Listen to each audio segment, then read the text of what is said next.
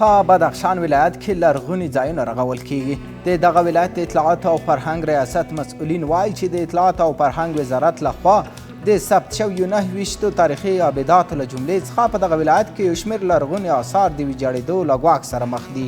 د دوی په وینا په دغه تاریخي آثارو په منځ کې د ناصر خسرو بلخي د مقبرې د بیا رغونې کار روان دی او نور هغه لرغوني او تاریخي ځایونه د ویجاړېدو په حال کې دي.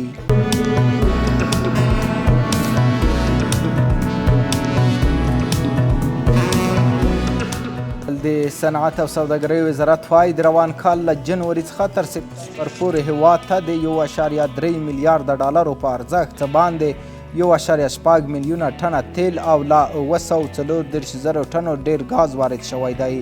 د دغه وزارت وایاند ویلي د تیلو ډیره برخه واردات له ترکمنستان، روسیې، قرغیزستان، متحده عربي اماراتو، تاجکستان او ایران څخه کیږي.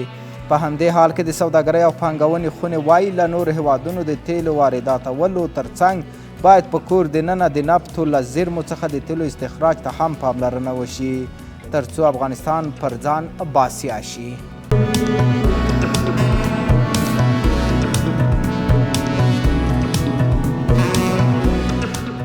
د کرنې او اوبو لګولو او مالدارۍ وزارت وایي په هیواد کې د کوکنارو پر کرکیلې له بندیز وروسته پر کروندګرو نږدې 100,000 ټنه اصلاح شوي تخمونه او همداراز 200,000 ټنه کیمیایي سرې ویشل شوي دي.